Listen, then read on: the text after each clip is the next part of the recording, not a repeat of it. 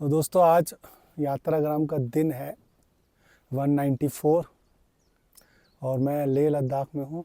और ये house of Karma ने मुझे ऐसा पकड़ लिया है, जकड़ लिया है, कहीं जाने नहीं दे रहा है। बड़ा सुकून मिल रहा है।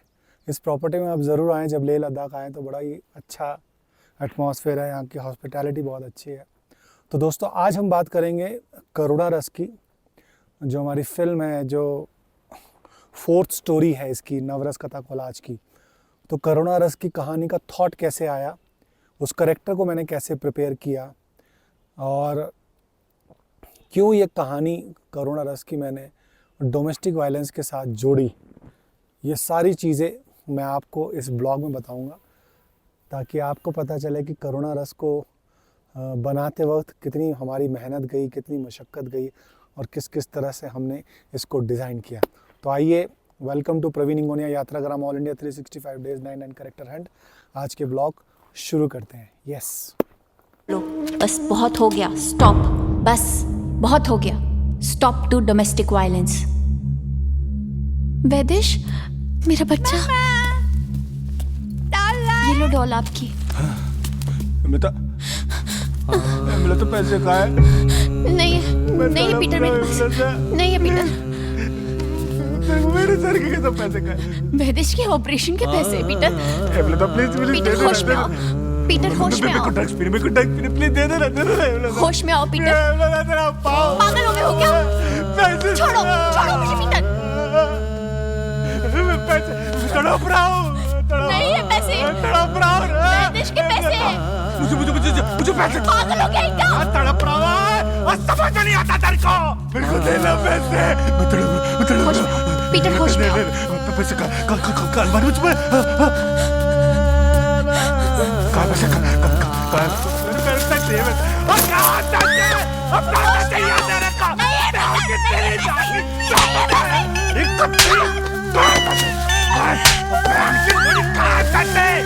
पैसे कहाँ? मैं पागल हो जाऊंगा, मैं बता रहा हूँ। पैसे दे।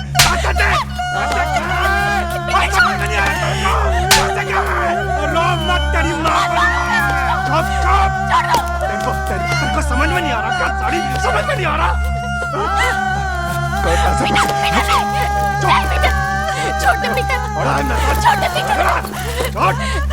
देख मेरा मकसद छोड़ दे।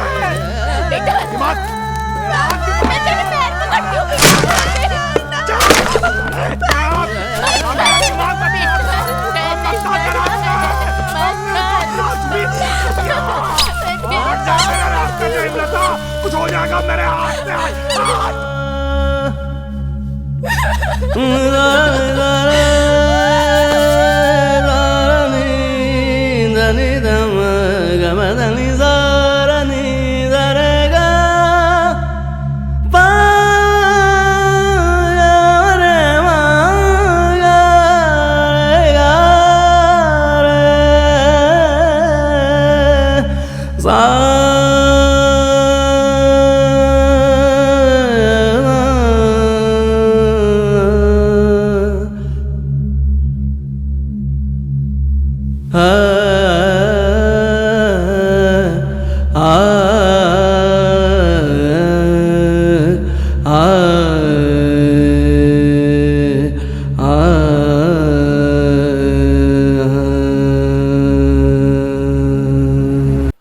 दोस्तों करुणा रस की जो कहानी थी,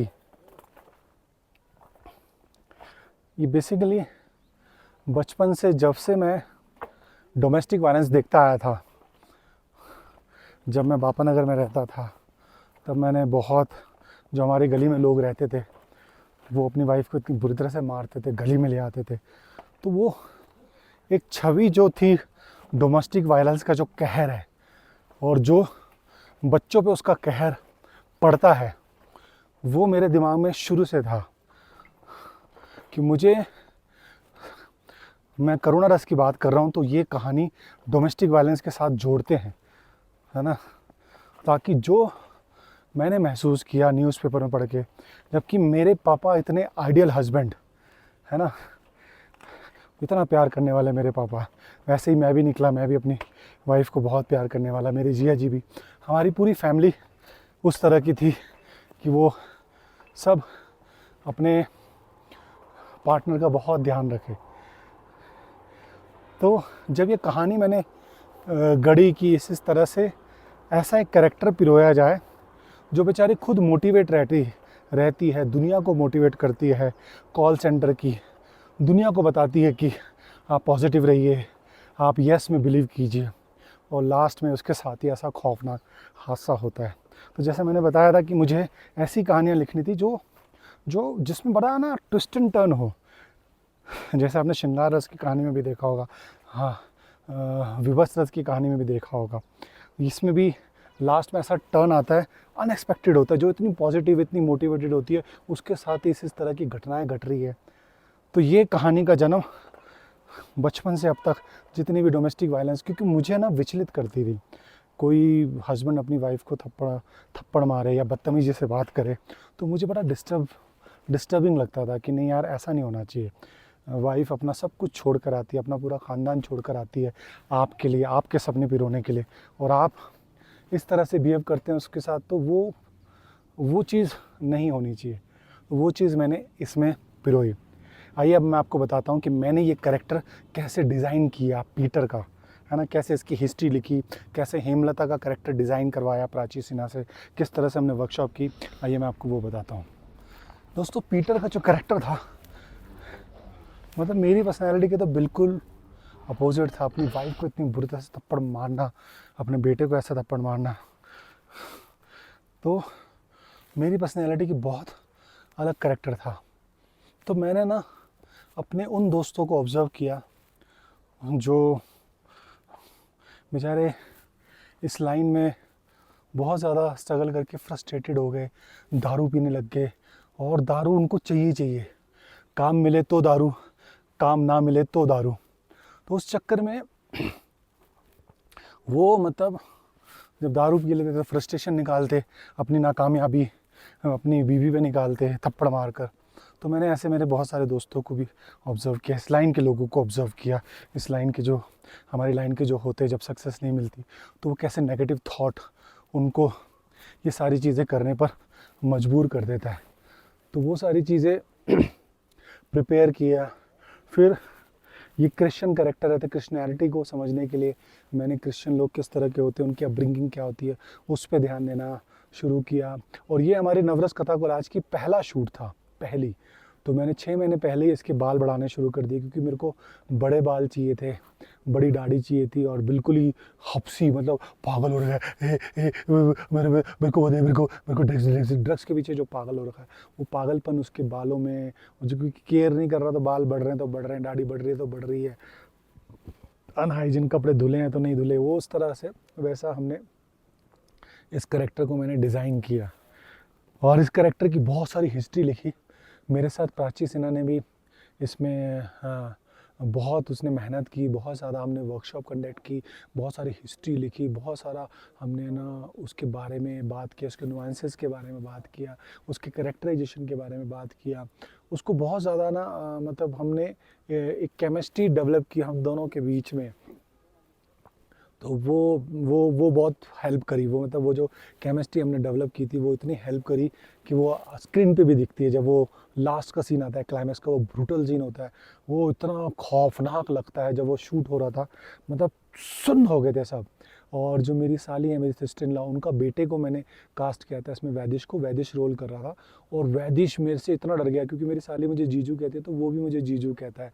और वो इतना डर गया था, इतना डर गया था कि मतलब मैंने बोला, और नहीं मार रहा तेरी माँ को। जब मैंने इसका मतलब सर पकड़ के ऐसा किया ना, तो वो काँप गया लिटरली। और वो इतना डरा रहा, इतना डरा रहा, काँपता रहा। आप सीन में भी देखेंगे तो लिटरली मतलब शिवर कर रहा है। तो वो इतना ज़्यादा डर गया कि मुझे उसको उस चीज़ से निकालने के लिए 1 महीना लग गया था।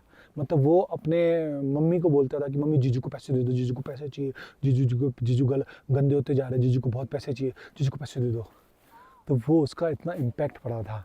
तो आप सोचिए, जब शूट पे बच्चे पे ऐसा इम्पैक्ट पड़ रहा है, तो डोमेस्टिक वायलेंस जिसके घर में होता है, जिसका पति हाथ उठाता है अपनी पत्नी पे, उनके बच्चों पर क्या बीतती होगी। वही चीज़ मैंने दिखाने की कोशिश की कि यार ये करुणा रस के माध्यम से मैं ये कहानी पिरोऊँ, ताकि लोगों को समझ में आए। और इस नवरस कथा कोलाज फिल्म से 9 रेप रुके, 9 डाइवर्स रुके, 9 डोमेस्टिक वायलेंस रुके, 9 बच्चे यस में बिलीव करे, पॉजिटिव रहे। मुझे ऐसा लगा मुझे एज एन फिल्म मेकर मेरा फिल्म बनाना सफल हो गया। तो आइए दोस्तों, अब मैं आपको बताता हूँ करुणा रस का जो ये यात्रा चल रही है Praveen Ingonia Yatragram all India 365 day 999 character hunt की, इसमें मुझे अब तक की कौन सी ऐसी करुणा की बेस्ट कहानी मिली है जिसको पिरोने में मुझे 2027 में मज़ा आएगा। तो आइए मैं उसके बारे में आपको बताता हूँ। आइए, मुझे दोस्तों करुणा रस की जो अब तक की बेस्ट घटना, बेस्ट करेक्टर मिला है, वो दोस्तों मुझे मिला है जब मैं आगरा से ट्रैवल कर रहा था मेरठ के लिए। तो मुझे एक बच्चा मिला, उसके साथ उसका मामा था। उस बच्चे को 650 शुगर थी, 650 शुगर। और जब मैंने उसके मामा की आंखों में देखी, दोस्तों 650 शुगर बहुत ज़्यादा होता है, बहुत ज़्यादा। मतलब बड़ों को नहीं होता 650, 13 साल के बच्चे को था। लेकिन मैंने उस बच्चे में देखा कि बड़ा पॉजिटिव है। वो कह रहा है अंकल जैसे मैं दूध पीता हूँ, जैसे खाना खाता हूँ, वैसे इंसुलिन भी लगाऊंगा। और वहीं पे मैंने उसकी मामा को देखा, जब वो ये बात कह रहा था उसके मामा की आंखों में आंसू थे। उसके मामा एकदम से इमोशनल हो गए। मैं भी बहुत अच्छे से रिलेट कर सकता हूँ दोस्तों। मेरा भी 12 साल का बेटा है ना। और मैं ये चीज़ जब मैं उस लड़के को ऑब्ज़र्व कर रहा था तो मैं ये देख रहा था कि यार उसके माँ बाप पे क्या बीतती होगी भाई साहब। उसके माँ बाप मतलब सुबह शाम उठते बैठते सिर्फ अपने बेटे को देखते रहते होंगे, अपनी बेटे की आंखों को देखते रहते होंगे, अपने बेटे को देखते रहते होंगे, भगवान से प्रेयर करते होंगे, हर तरह के व्रत रखते होंगे, हर तरह की मन्नत मांगी हुई होगी उसके पेरेंट्स ने। और उसके मामा, क्योंकि उसकी बहन और उसके जीजा बहुत बिजी रहते हैं, तो उसके मामा ने प्लान किया हुआ था कि मैं बेड़ा उठाऊंगा, मैं मेरे बेटे का ध्यान रखूंगा, मैं मेरे भांजे को ठीक कराऊंगा। तो ये कहानी मुझे बहुत दिल के करीब रही। इसको मैं बहुत ही अच्छे नाट्य तरीके से इसको पिरोऊंगा और इसको आप लोगों के सामने लेके आऊँगा। तो दोस्तों ये सफ़र था करुणा रस का। मेरा ये ब्लॉग देख के, मेरी फिल्म देख के भी अगर आप प्लीज़ औरत पे हाथ मत उठाया कीजिएगा। वाइफ को हमेशा प्यार दीजिए, हमेशा उसका ध्यान रखिए, है ना। वाइफ सब कुछ छोड़कर आती है आपके लिए, तो आपका भी फ़र्ज़ है कि आप उसका केयर करें, उसका ध्यान रखें। तो दोस्तों नवरस कथा कोलाज अभी तक आपने नहीं देखी तो प्लीज़ उसे देखिए, है ना। पसंद आती है तो 9 लोगों को फॉरवर्ड कीजिए, 9 रुपये का डोनेशन दीजिए, अपने मोहल्ले में भेजिए, अपने व्हाट्सएप ग्रुप में फॉरवर्ड कीजिए। मेरी कोशिश यही है कि 999 में मैं पूरा भारत को रिप्रेजेंट करूं, वही मेरा प्रयास है। तो मेरे प्रयास को हौसला बढ़ाइए। आप ही का भाई हूँ, आप ही का दोस्त हूँ, तो प्लीज़ सपोर्ट कीजिए। और यात्राग्राम रोज़ सुबह 9:04 पे आता है, देखिए उसे, लाइक करें, शेयर करें, कमेंट करें, ठीक है। भारत माता की जय। गर्ल्स की रिस्पेक्ट कीजिए, गर्ल्स पे हाथ मत उठाइए, है ना। जय। नवरसों का जाल है, मनुष्य सृष्टि ढाल है, कहीं सूक्ष्म तो कहीं विकराल है। नवरस जीवन में जब जब आता, तब तब जीवन जीवन कहलाता।